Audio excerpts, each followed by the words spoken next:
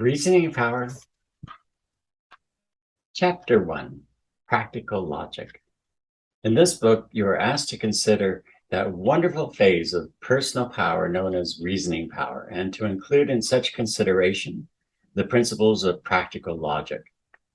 In the practical instruction which is set forth in the series of books of which the present volume is one, personal power is regarded as being a phase of the expression and manifestation of power, i.e., the all power from which all forms and phases of particular power directly or indirectly proceed. Reason is the activity of the highest faculties of cognition, thought, understanding, and knowledge. It is the highest process of the intellect, the thinking faculty, the faculty of understanding, the faculty of knowing. Reasoning proceeds by logical processes even when the reasoner knows not of formal rules of logic. Logic is the science or art of exact reasoning, or of pure informal thought, or the laws according to which the processes of pure thinking should be conducted. Logic may be regarded from either of two general viewpoints.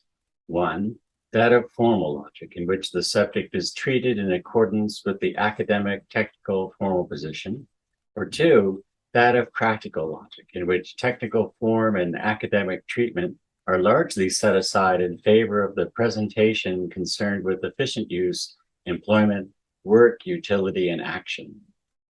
In the present consideration, there shall be but little reference to the methods of formal logic. The subject will be presented almost entirely according to the methods of practical logic. Reasoning applied according to the methods of practical logic consists of the processes of consecutive thinking, in which the mind passes before it in review the essential facts concerning a subject, and then, after a careful consideration of their respective characteristics and relations, draws conclusions and makes judgments conformable with truth.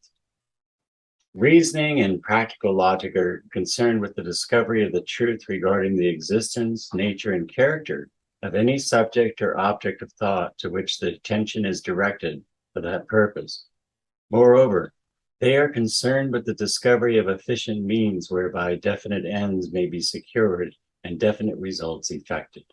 One of the distinguishing characteristics of reasoning, according to the methods of practical logic, may be expressed by the term purposive effort, i.e., effort directed definitely and with purpose. Reasoning inspired by practical logic must ever be purposive. It must have an aim and end, an intention, an object and purpose, and must be inspired and directed by those motives.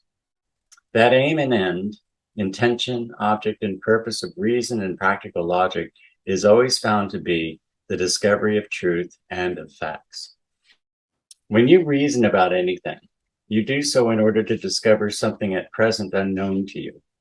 That which you seek is unknown to you, though usually you have a more or less general notion of the direction which the mind must travel in its search for it. You may not know just what you want or just what you hope to find, but you are conscious of the want of a general or particular something, and you have more or less a definite idea of the general class of things to which it belongs and in which it must be sought. The more clearly and definitely you perceive the exact nature of the want, the more definite and determined will be your reasoning leading up to its discovery. It has been well said that all reasoning begins in doubt, that the process of reasoning is always one of problem solving. The occasion for reasoning is always a thwarted purpose.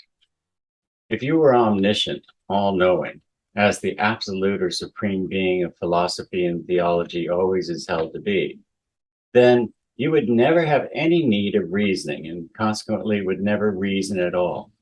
This because in such case you would have nothing left about which to reason. You would know all things.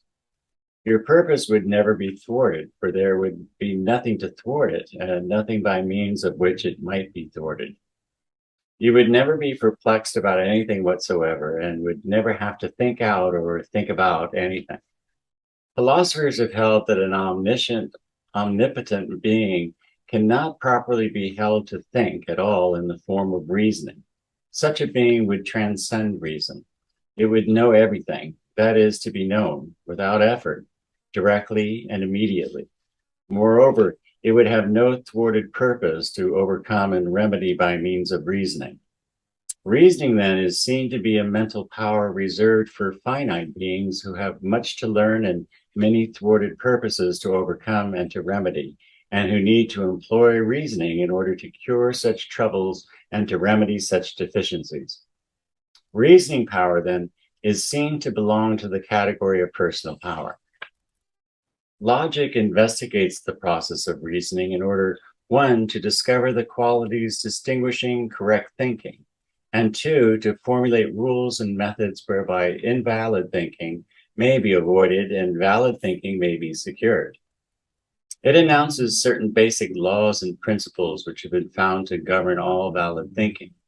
It teaches certain rules and methods by means of which valid thinking may be ensured and secured and invalid thinking avoided. Formal logic strives to give to the form of logical reasoning the technical, scientific accuracy of mathematical formulas. Its teachers have sought to discover and announce logical terms and formulas, often of extreme technicality and complexity, which correspond to those employed in higher mathematics. Practical logic, on the contrary, holds that only in a very inadequate way can logic be reduced to algebraic expression. Its teachers seek rather to announce plain, practical rules and methods whereby the average thinking individual may assure himself that he is pursuing the correct general laws and principles of reasoning, and that he is avoiding the fallacies which beset the road of thought. As we have already told you, we shall have very little to do with formal logic in this book, but we shall have much to do with practical logic. We shall proceed upon the theory that psychology is descriptive, logic is regulative and corrective, reason is creative. The edifice of our instruction is built upon sound foundations, having a strong pillar at each corner. These foundation pillars are as follows: 1, psychology; 2, practical logic; 3, experience; and 4, common sense. Each pillar has its definite and particular plane and purpose in the whole plan, but no one of them would be strong enough to support the structure were the other 3 removed.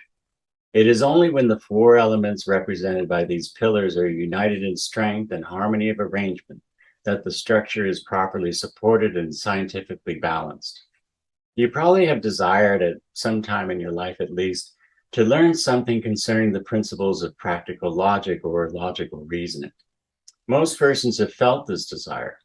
Many persons have sought such information in the technical textbooks of formal logic, but most of them have found in such books chiefly a great disappointment. Instead of practical instruction, they have found strange, mysterious terms. Instead of practical rules, they have found abstruse, artificial formulas having apparently no relation to everyday life and thought and their requirements. They have asked for the bread of instruction and have been given the cold stone of formal, technical, academic categories and hair-splitting distinctions, having no discernible connection with the actual thinking processes of the average man. Many an eager seeker after the truths of logical thinking has become discouraged after an experience of this kind, possibly after several such, and has given up all hopes of ever learning anything about the real meaning and use of logic.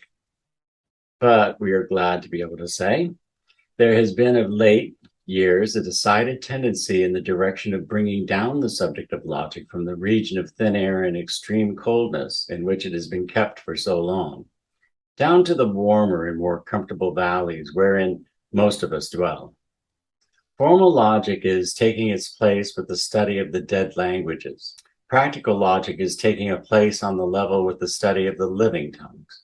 The pragmatic spirit of modern thought is insisting that the essential, usable, workable elements of logic be separated from its ancient dead forms and be made obtainable in living, practical forms adapted to the requirements of everyday life.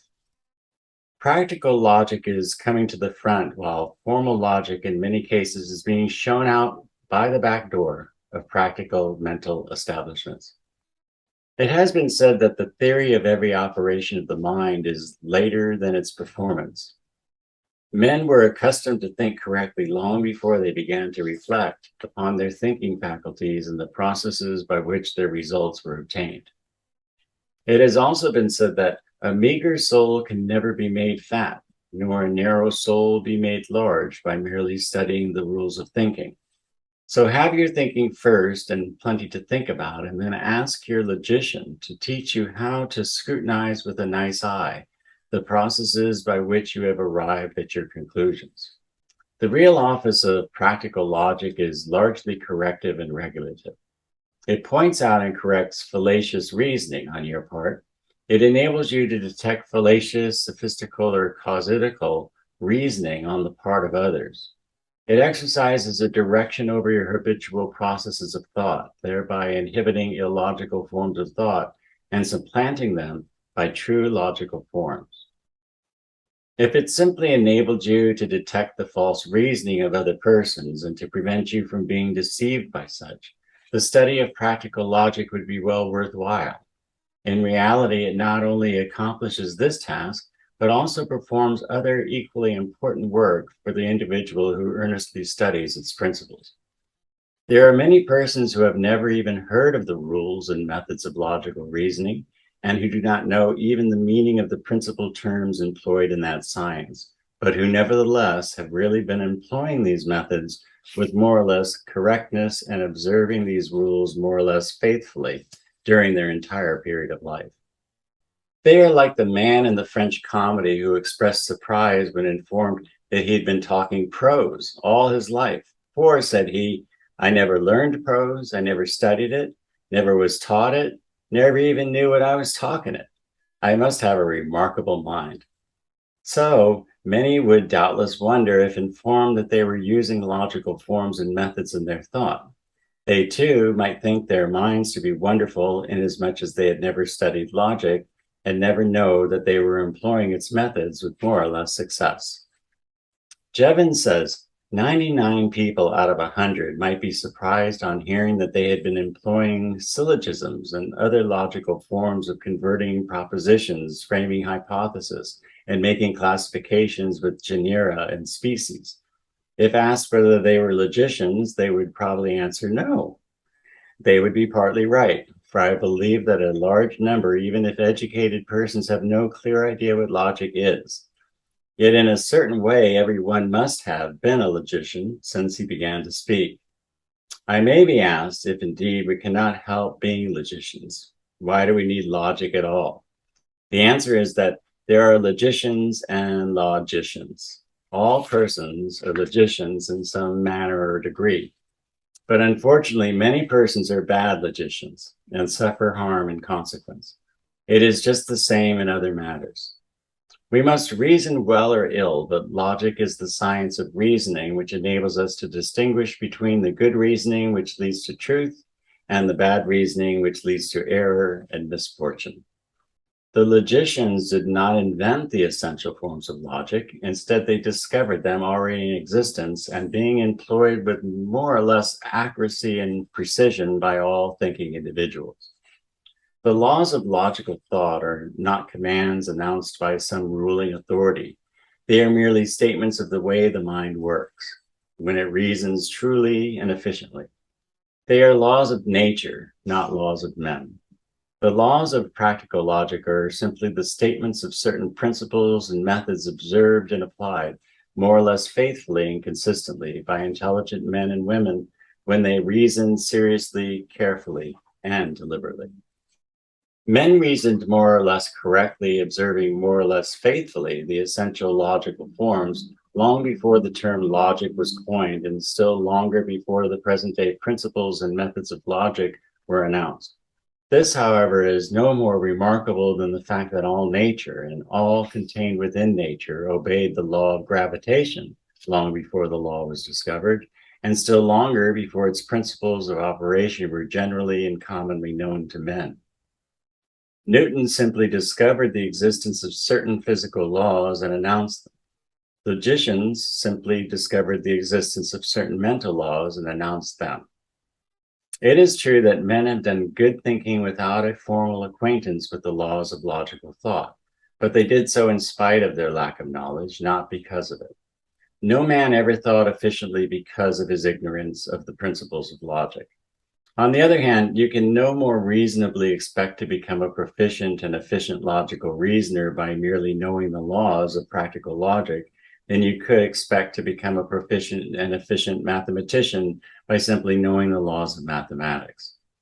In either case, something more is needed, but in each case, it is equally true that you will do well to learn thoroughly those rules, principles, and laws in order to attain correctness, to secure freedom from error, and to detect the errors of others, which are often claimed to be truth in these respective branches of scientific thought. In the spirit of the above statements, the following instruction in the principles of practical logic is offered to you.